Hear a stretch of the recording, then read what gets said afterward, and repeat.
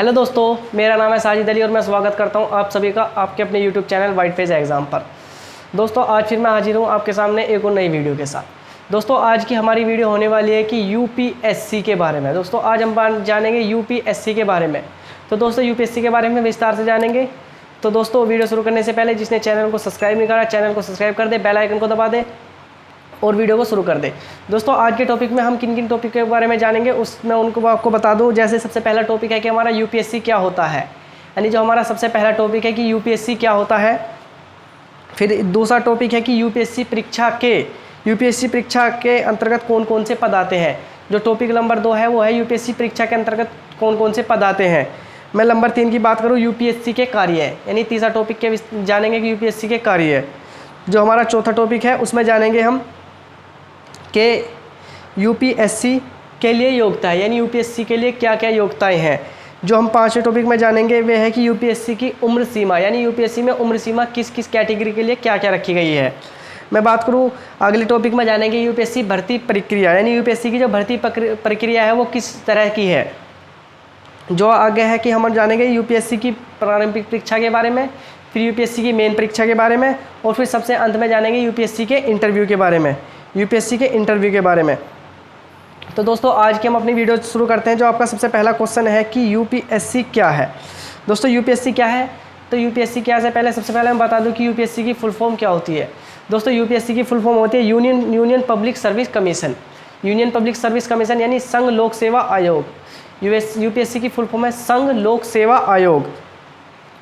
जो ये संघ लोक सेवा आयोग है, यानी यूपीएससी ये 26 जनवरी 1950 के बाद संघ लोक सेवा के रूप में स्थापित हुआ, यानी स्थापित हुआ या मान्यता प्राप्त हुई उस 26 जनवरी 1950 के बाद, यानी जब हमारा संविधान लागू हुआ उसके बाद इसको मान्यता प्राप्त की गई। मैं बात करूँ इसका उद्देश्य क्या है। दोस्तों, इसका उद्देश्य होता है कि जो सेंट्रल लेवल का अर्थ है कि जो हमारे राज्य स्तर, जो हमारी केंद्र स्तर की जो परीक्षाएं होती हैं उन सबका ये आयोजन कराता है यूपीएससी। केंद्र में राज्यों के अंतर्गत जो आईएएस, आईपीएस, आईएफएस, आईआरएस की जैसे बड़े बड़े पद होते हैं, जो प्रशासनिक अधिकारी होते हैं, उनकी भर्ती यूपीएससी के माध्यम से ही दोस्तों की जाती है। अब मैं बात करूं कि इसकी जो परीक्षा का आयोजन देश में प्रत्येक वर्ष होता है, यानी मैं बात करूं कि ये और भर्ती की तरह नहीं है कि एक भर्ती आने के बाद में कई साल बाद दोबारा इसकी भर्ती होती है। नहीं दोस्तों, इसकी भर्ती प्रत्येक साल आती है, हर साल इसकी भर्ती प्रक्रिया होती है। आपका क्वेश्चन नंबर 2 है कि यूपीएससी परीक्षा के अंतर्गत कौन कौन से पद आते हैं और उनकी फुल फॉर्म क्या है। दोस्तों, यूपीएससी के अंतर्गत बहुत सारे पद आते हैं, परंतु जो मेन पद है वो मैं आपके बारे में बता दूं। जैसे आईएएस, आईपीएस, आईएफएस, आईआरएस, ये 4 पद इसके अंतर्गत महत्वपूर्ण है। दोस्तों, मैं आईएएस की बात करूं तो इंडिया एडमिनिस्ट्रेटिव सर्विस, यानी भारतीय प्रशासनिक सेवा, ये आईएएस की फुल फॉर्म होती है। मैं बात करूं दूसरी आईपीएस, इंडियन पुलिस सर्विस, यानी भारतीय पुलिस सेवा, ये इसकी दूसरी फॉर्म होती है। मैं बात करूं तीसरी फॉर्म की, यानी तीसरी जो जॉब है इसके अंदर आईएफएस का मतलब है इंडियन फॉरेन सर्विस, यानी भारतीय विदेश सेवा, आईएफएस। जो चौथे नंबर की होती है इसमें फोर्थ जो क्रम है वो है कि आईआरएस, इंडियन रेवेन्यू सर्विस, यानी भारतीय राजस्व सेवा। ये 4 तरह की जो इसमें इंपॉर्टेंट भर्ती है जो इसके अंतर्गत आती हैं। अब मैं बात करूँ जो आपका तीसरा नंबर है कि यूपीएससी के क्या कार्य हैं। दोस्तों, यूपीएससी के कार्य वैसे तो भिन्न है, परंतु जो मेन कार्य है मैं आपको बता दूं। जो यूपीएससी है वो संविधान के आर्टिकल यानी अनुच्छेद 320 के तहत यूपीएससी की कार्य प्रक्रिया है, यानी जो इसकी कार्य प्रक्रिया है संविधान के आर्टिकल 320 के अंतर्गत आती है। जो अब मैं बात बता दूं कौन कौन सी इसकी प्रक्रिया है। नंबर 1 में भारत के प्रशासनिक सेवा में रिक्त पदों के लिए परीक्षाओं का आयोजन कराता है। जैसे मैंने बताया था कि आईएएस, आईपीएस, आईआरएस, आईएफएस, इन सभी के लिए जो भर्ती प्रक्रिया का आयोजन यही यूपीएससी कराता है। आपका क्वेश्चन यानी दूसरा है कि इसमें जो दूसरा कार्य है इसका वो है इंटरव्यू के माध्यम से, यानी इंटरव्यू के माध्यम से प्रशासनिक सेवा में भर्ती करता है, यानी यह इंटरव्यू के माध्यम से प्रशासनिक सेवा में भर्ती करता है। मैं तीसरा कार्य है कि ये प्रशासनिक सेवा में प्रमोशन के द्वारा नियुक्त जैसे काम यूपीएससी द्वारा ही किए जाते हैं, यानी प्रमोशन के द्वारा ही नियुक्त जो करते हैं वो यूपीएससी ही करता है। प्रमोशन के द्वारा कैसे, जैसे मैं बात करूं कि लोक सेवा आयोग, यानी जो केंद्र में है वो तो लोक सेवा आयोग यानी यूपीएससी होता है। अब मैं बात करूं राज्य में होता है पीसीएस, जैसे यूपी में यूपी पीसीएस हो गया, राजस्थान में आरएस हो गया, बिहार में बीपीएस हो गया। तो अभी ये से डायरेक्ट आईएएस तो नहीं बन सकते, लेकिन जब ये शुरू में एसडीएम बनते हैं जो राज्य स्तर के होते हैं, फिर एसडीएम बनने के बाद में इनका जो ट्रांसफ़र होता है फिर वो आईएएस के लिए ही हो जाता है। तो ये कि प्रमोशन के आधार पर ही प्रमोशन के आधार पर जो प्रशासनिक सेवा में भर्ती करता है। अब आपका जो अगला क्वेश्चन है वो है कि यूपीएससी की क्या क्या योग्यताएँ हैं। दोस्तों यूपीएससी की योग्यताएँ, यूपीएससी के लिए भिन्न भिन्न योग्यताएँ रखी गई है। मैं बात करूँ आईएएस, आईपीएस, आईआरएस और आईआरएस के लिए जो सभी है, इनके लिए भारत का नागरिक होना आवश्यक है। क्या? भारत का नागरिक होना आवश्यक है। मैं बात करूं अगली, यानी उम्मीदवार भारतीय मूल का हो, भारतीय नागरिक हो और भारतीय मूल का हो। उम्मीदवार को किसी भी मान्यता प्राप्त संस्थान से स्नातक का अर्थ है कि आपको BA, BCom, BSc, BBA, BCA इनकी आपने डिग्री कर रखी हो, यानी एक तरह से ग्रेजुएशन आप क्वालिफाई हो। ये कोई मान्यता नहीं रखता कि आपके ग्रेजुएशन में कितने प्रतिशत है, बस आपके पास ग्रेजुएशन होना चाहिए।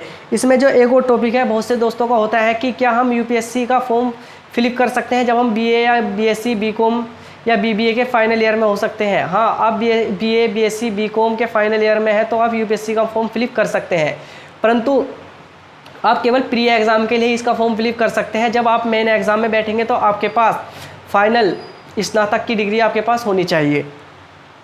अब मैं बात करूँ यूपीएससी की उम्र सीमा। दोस्तों यूपीएससी की उम्र सीमा कैटेगरी वाइज बांटी गई है। कैटेगरी वाइज कैसे? जैसे मैं बात करूँ कि जनरल की है, फिर ओबीसी की है, एससी और एसटी की है। मैं बात करूँ जनरल की एज जो है, सबसे पहले जनरल की बात करते हैं। जनरल की आयु जो है वो 21 से 32 वर्ष रखी गई है। 21 से 32 वर्ष रखी गई है और वे अपने इन 11 सालों में वो अपने ये एग्ज़ाम 6 बार दे सकते हैं। यानी केवल जो जनरल वालों के लिए है यूपीएससी में वो कुल 6 बार अटैम्प्ट कर सकते हैं। मैं बात करूँ ओबीसी की आयु भी 21 से 35 वर्ष रखी गई है और वे अपने यानी इस 21 से 35 के बीच में वो केवल 9 बार अटैम्प्ट दे सकते हैं।